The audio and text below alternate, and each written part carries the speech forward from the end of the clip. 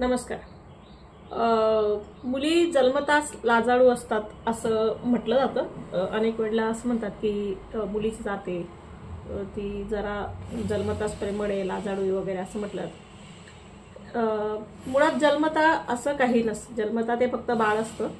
बाळाचं लिंग पाहिल्यानंतर समजतं मुलगा आहे मुलगी आहे काय ते असं म्हणून. हां, त्यानुसार ज्या काही सामाजिक धारणा असतात त्यानुसार आपण त्या बाळाला घडवतो.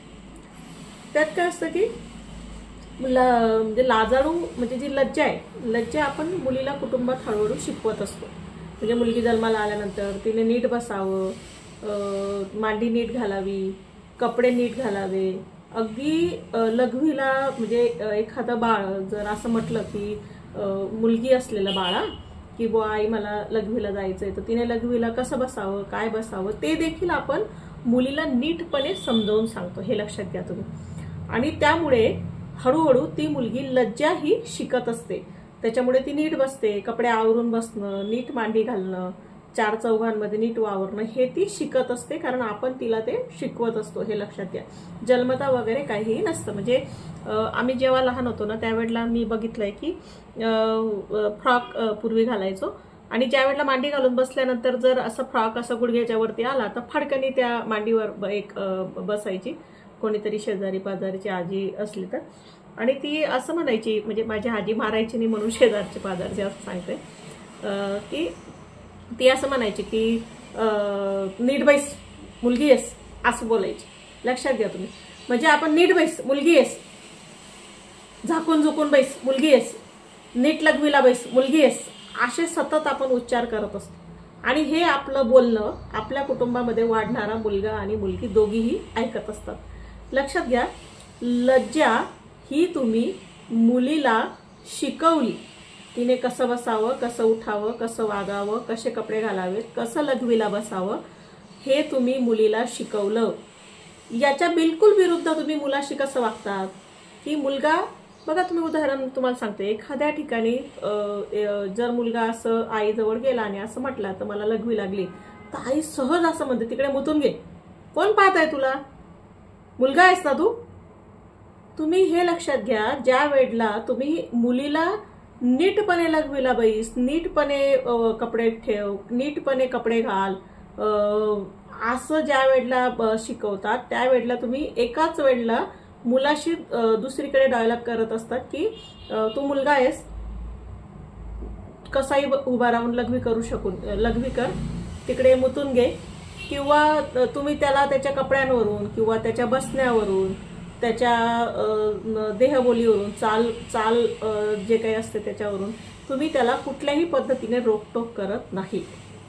आणि म्हणून तो मुलगा नकळतपणे तुमच्या वर्तनातून हे शिकतो की मी मुलगा आहे, मला लाज बाळगण्याचं कारण नाही, मी कसाही काही कुठेही करू शकतो. हे तो तुमच्या वर्तनातलं शिकतो. तुमचे शब्द असतात. काय शब्द असतात आपले? मुलाला 12 खून माप आहे, मुलाने काहीही केलं चालतं, मुलगा धुतल्या तांदळासारखा असतो. हे आपण सरसकटपणे आपल्या मुलांसोबत लहानपणापासून संवाद करत असतो.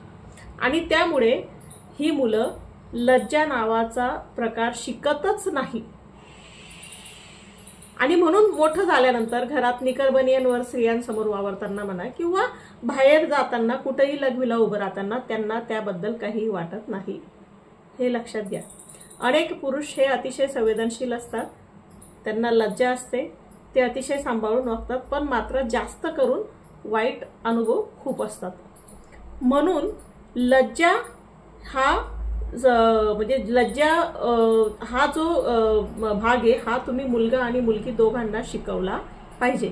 मुलगी जन्मताच लाजाळू वगैरे असते असं काही नसतं. ते तुम्ही तिला शिकवतात, मुलाला तुम्ही ते शिकवत नाही आणि म्हणून हे घडत असतं. मुलगा आणि मुलगी किंवा अजून जे कोणी असतील, ट्रान्स असेल, जे कोणी असेल, तुम्ही प्रत्येक व्यक्तीने माणसाने माणूस म्हटलं की स्त्री पुरुष दोन्ही येतात, ह्यांनी आपण यांना लहानपणापासून स्वतःच्या शरीराबद्दलचा आदर करायला शिकवलं पाहिजे.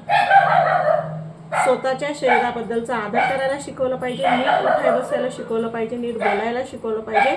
हे दोघांनाही शिकवता येतं, हे लक्षात घ्या.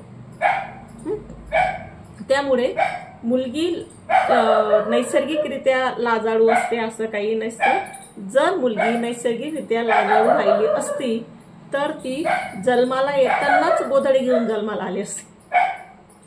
आलं का लक्षात? जोपर्यंत ते बाळ असतं तोपर्यंत ती बिनधास्त असते, हळूहळू ती मोठी व्हायला लागते आणि तुम्ही तुमच्या पद्धतीने तिला लज्जा शिकवतात। तीच लज्जा तुमच्या कुटुंबातील मुलांना देखील शिकवा, म्हणजे तुमच्या मुली सुरक्षितरित्या घरी येतात। थँक्यू।